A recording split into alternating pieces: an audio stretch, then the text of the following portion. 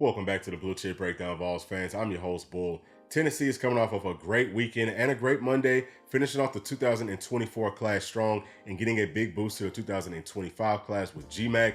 Let's take a look at how the 2024 class finished up this season. Right here, this is a list of all of the players that we have in this class, and currently it is ranked number 13 according to the 24/7 Sports Composite. And if you're looking right here, you can see all of these guys that are transfers. I am anticipating that they will be able to contribute a lot this season. And I also think that there are several true freshmen that will have a great opportunity to help Tennessee out in the 2024 season as well. All right, now let's take a step back and look at the whole roster, because we're always asking, is this a championship roster? I think that it is. We can start it off on defense with that secondary. It's going to be 5 new starters. We know that that was a place that Tennessee wanted to upgrade at. Okay, we've got more people who can play man-to-man coverage. Actually, I think that everyone in that room can play man-to-man coverage. Everyone's going to be physical. Everyone's going to be getting off blocks. So we should be able to take a big step forward with our secondary. The coverage and the windows are going to be a lot tighter. So Tennessee's defense from that perspective looks really good. Now, let's take a look at the linebacking core, okay? That's going to be led by a veteran in Keenan Pillard's, 25, 26, 27 years old. He's a veteran, and I think he's going to be one of the best linebackers that Tennessee has had, maybe in the past 5 to 10 seasons, if he can stay healthy. And then, we've got a whole lot of other really good players. We've got the players from 2023 that played a lot this past season. And then I think we've got some guys in 24 that could come in and help us out as well. So that's another group that I think will get a lot better in pass coverage. And I also think that we're going to do better in our run fits as well, because much better athletes in that room, a whole lot more speed, and it's just a whole bunch of dogs all over that field. Now, whenever you talk about our defensive line, I think that it could be one of the best in the entire SEC. It's probably the deepest group on this entire team, okay? Whole lot of very good players. We already know that there's several veterans, but then there's also some young guys that I do feel like will have a really big 2024 season. We like to rotate those guys. I don't think that it's going to be much of a drop-off from first to second to third string. We're going to be able to get pressure with just our front four. And again, whenever you take a look at it and say, okay, well, we're going to be able to get pressure with our front four. We don't have to blitz a whole lot. We can sit back in coverage and have tighter coverage. And we've got better athletes.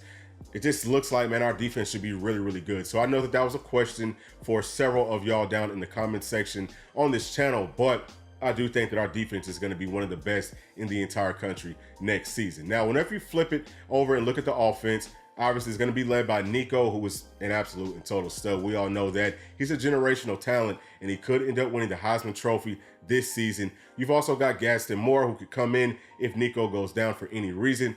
He's going to be very serviceable. I think that he could step up and just manage his offense well if he needs to. He's been in the system for a while now. And I think the same thing for Jake Merklinger. Maybe not at the start of the season, but, maybe somewhere around the middle of the season. If he has to come in, I think that he could step up and, again, be able to manage the offense well. Now, our running back room is going to be very similar to what it was this past season, where it's really deep. We've got a great stable of running backs, whole lot of depth right there, so I love that room. Same thing can be said about our wide receiver room. That was a weak spot for our team this past season, and we all know that in this offense, you've got to have some really good playmakers on the outside. I think that Tennessee does have that. It's going to be a whole lot of competition in that room to see who's going to play and who's going to stick around, I guess, after that spring window. We've got to try to find a way to maybe rotate guys in a little bit more this season so that we can keep players happy. But it definitely looks like that's going to go from one of our weak points this past season to one of the strong points in 2024. Now, whenever you talk about our tight ends, I think that we're really good there, okay? Our 2 starters, Holden Stays and Ethan Davis, they're both some studs, man. They're going to make a whole lot of plays for us this season. And I think that we did a good job of adding some depth to that room just in case, we get into a bind and we need someone else to come in. So we're really good there. I'm very proud of the staff for closing strong, especially with that group. Now, the offensive line, I think that we upgraded in several spots this season as well. Are still maybe some question marks with left guard, but I do feel confident in Jackson Lampley, because the more that I'm watching that Citrus Bowl, the more I'm seeing just how solid he did play. And obviously with him being so passionate, about Tennessee, we know that he's going to give his all. And, that's really all that you can ask for. So I'm proud of him. But, if we do want to add another piece, who is there out there in the transfer portal? Well, here's a look at the list. There's only one guy that has not chose the school, and that is the left guard that we've talked about on this channel in Big Nate, rated as number 5 right here on 24/7 Sports. And it looks like he's probably going to be going to either Miami or Alabama. Okay, the staff did reach out to him, but he didn't come in on a visit. He went to Miami this past weekend. And that's the only school that I know of that he has taken a visit to so far. And with classes starting up here soon, you know, for most schools, okay, and then that drop ad date, that's coming up here shortly, especially for Tennessee. The drop ad date is the 26th, which is this Friday. Probably not going to be able to get him in on a visit, you know, prior to that drop ad date. So doesn't look like we'll be adding Nate. Again, looks like he's either going to be going to Miami or with his old coach to Alabama. So does look like this staff is comfortable going into the spring with the way that this roster is set up currently. And, you know, if things don't look great there, then they will try to add one more piece to the puzzle. Now, who can we go out and target? We are anticipating that Michigan could be losing their head coach. So some players will try to leave in the transfer portal, but all of their, you know, starting offensive linemen, it's like 6 of them, they're all going on to the NFL draft. And I took a look at the roster. It's not a whole lot there, you know, outside of that starting 6 that I feel like could possibly be an upgrade for Tennessee. So we're probably not going to be targeting any Michigan players. I think that once it's all said and done, we probably won't add another left guard. I think that we're just going to roll with what we got. And again, I feel comfortable with Jackson Lampley. Andre Carrick is a guy that I'm still a little bit iffy on, but some of those, you know, freshmen, I guess sophomores now, are going to have to step up, and maybe even some of the incoming freshmen can step up there as well and give us some more depth. But man, look, overall, top to bottom, I love this roster. I think that we've got a great opportunity to, you know, make a good playoff push in 2024 and potentially win a national championship. Now let's talk about the 2025 class. Getting GMAC was huge because players want to come and play with a really good quarterback. That's the cornerstone of any football team. And with GMAC in, we're already seeing it on Twitter right here. Jalen Matthews asking GMAC, do you need any more offensive linemen? And Jalen Matthews is a 4-star offensive tackle in the 2025 class. That's a really big deal. And we also know about Marcus Harris, who's the 4-star wide receiver from Mater Dei out in California. That's the same school that Brew McCoy went to. We know that he wants to come and play with George Mack.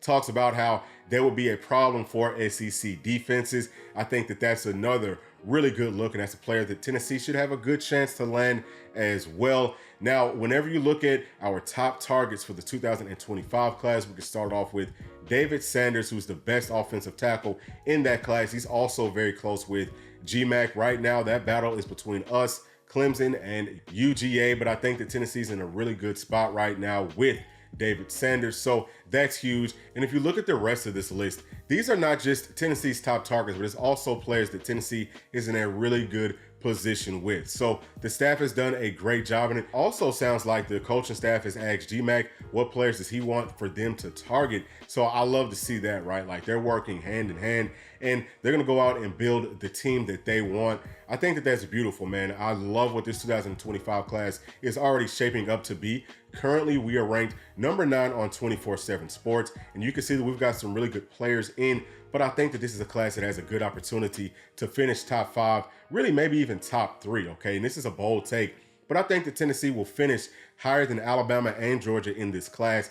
It seems like Georgia is taking a step back. It seems like they're kind of trending backwards. We've already seen some players from the 2024 and 2025 classes backing away from Georgia, and that's a really big deal for us because whatever player they're not getting is a player that we don't have to play up against on Saturdays, but it's also a player that Tennessee could have a good opportunity of grabbing as well. And we know that their roster is already loaded. We don't want them to add to it anymore. Now, this is something else that I saw, okay, kind of a side note on Twitter with a Georgia fan that's talking about an insider told him that the reason that Caleb Downs didn't go to Georgia was because the place that he was going to be moving into was too small. Now, we all know that that is a bunch of BS. That's just not true at all. I'm telling you, okay, Caleb Downs was never going to Georgia. He might hate them almost as much as we do on this channel. And we're also seeing it in the 2025 class. I think that Tennessee is off to a really good start right there, and we are going to finish strong. So a whole lot of great news for all of us volunteer fans, and I hope that y'all enjoyed this video. Please make sure to like, subscribe, hit that notification bell, share with your friends, family, and other volunteer fans, and we'll see y'all on the next one. Thanks. Peace.